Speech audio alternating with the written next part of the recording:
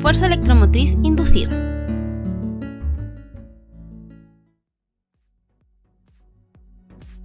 Michael Faraday, en su intento por generar una corriente eléctrica a partir de un campo magnético, utilizó un aparato como el que se ve a continuación. Conectó una bobina de alambre que llamaremos X a una batería. La corriente que fluyó a través de X produjo un campo magnético que se intensificó mediante el núcleo de hierro con forma de anillo alrededor del cual se enrolló el alambre. Faraday esperaba que una fuerte corriente estable en X produjera un campo magnético suficientemente grande como para producir una corriente en la segunda bobina que llamaremos Y, enrollada sobre el mismo anillo de hierro.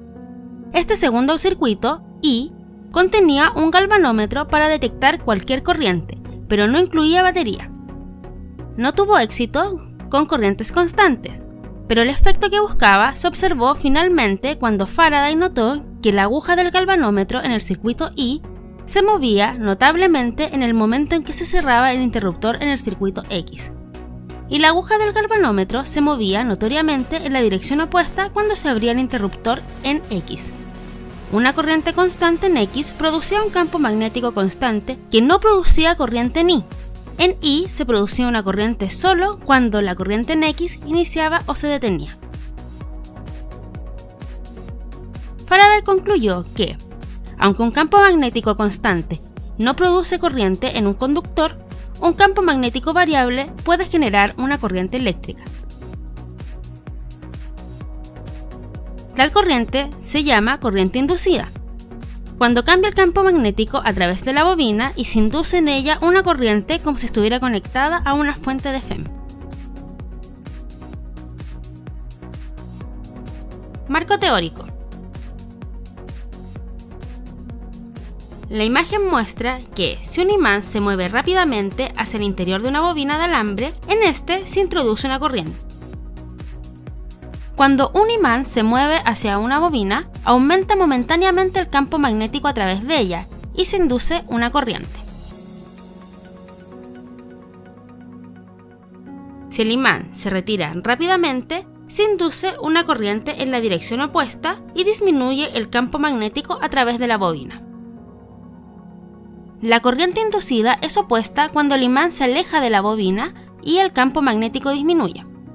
Observe que el cero del galvanómetro está en el centro de la escala y la aguja se desvía a la izquierda o a la derecha dependiendo de la dirección de la corriente. Más aún, si el imán se mantiene estable y la bobina de alambre se mueve hacia o desde el imán, de nuevo se induce una FEM y fluye una corriente. No se induce corriente si el imán no se mueve en relación con la bobina. Aquí cuenta el movimiento relativo.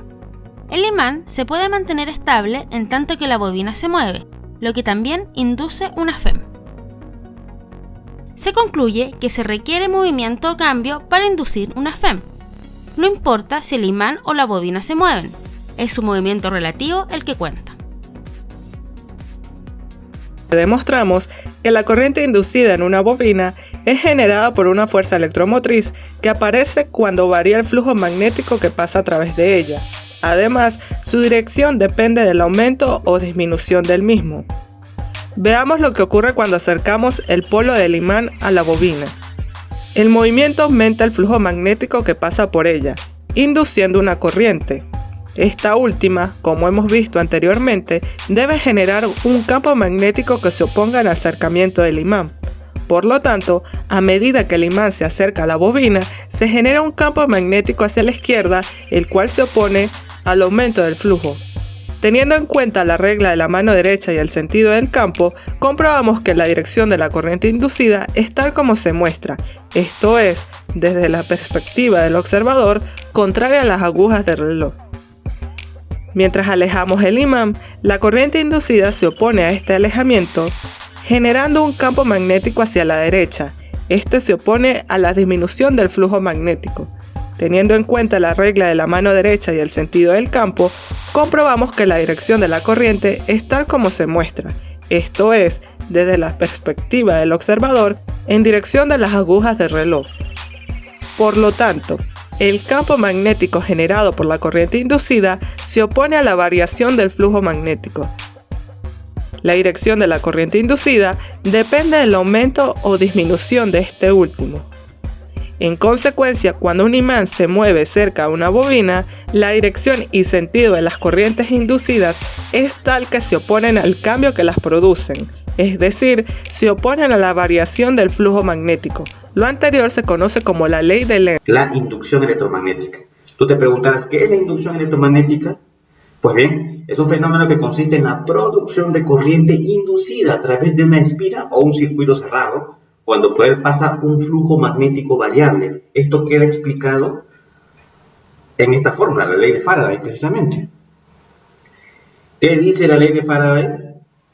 La ley de Faraday dice que el voltaje inducido en un circuito va a ser igual a la rapidez con la que varía el flujo magnético. Bueno, tenemos esta fórmula o esta, donde N es el número de espiras, la fuerza electromotriz inducida, y por supuesto esto representa la variación del flujo magnético en el tiempo. Resulta que para generar electricidad pues se necesita variar el campo magnético en un conductor de corriente. Al variar el campo magnético cerca de un alambre u otro conductor, este se verá afectado por la fuerza electromotriz y por lo tanto generará electricidad. Vamos a resolver entonces el problema que habíamos planteado en un inicio. Recuerda que aquí me mencionan dos momentos. Hay un momento donde la bobina se encuentra con su eje paralelo a las líneas de inducción y luego, cuando gira, su eje perpendicular. Entonces, aquí yo ya he dibujado la posición inicial y la final. Fíjate la inicial. Posición inicial cuando las líneas del campo magnético son paralelas al eje de la bobina, y aquí, cuando el eje de la bobina es perpendicular a las líneas del campo. Pues bien, recuerda que me están pidiendo la fuerza electromotriz inducida. Entonces tú dices, bueno, para calcular eso necesito la ley de Faraday, que ya la habíamos explicado aquí. Esta es la fórmula. Por lo tanto, voy a calcular la variación del flujo magnético para el momento inicial y para el final. Fíjate que para el momento inicial me dieron estos datos: 0,3 Tesla, el número de espiras, 200 espiras. Acá es 2,5 por 10 a la menos 3. Tú dirás, pero aquí lo pusieron en centímetros, ¿verdad? Esta es la superficie de la espira, 25 centímetros cuadrados. Yo esto lo he convertido, lo he multiplicado por 10 a la menos 4 para pasarlo a metros, ya que tengo que trabajar en esas unidades. Momento inicial, el ángulo es 0 grados porque fíjate que el vector superficie está perpendicular. Y bueno, voy a calcular con estos datos el flujo magnético. Y para el otro, lo mismo, varía, por supuesto, en 0,5 segundos y el ángulo, como se aprecia aquí, el vector superficie con la línea del campo magnético, 90 grados. ¿Bien? ¿Cómo calculo el flujo magnético? Fácil, porque tú has visto el video anterior del flujo magnético y sabes que lo calculo con esta fórmula. Bueno, el ángulo es 0 grados y tú sabes que el coseno de 0 pues es 1. Así es que va a adoptar esta postura, la fórmula, número de espiras por el campo magnético y la superficie.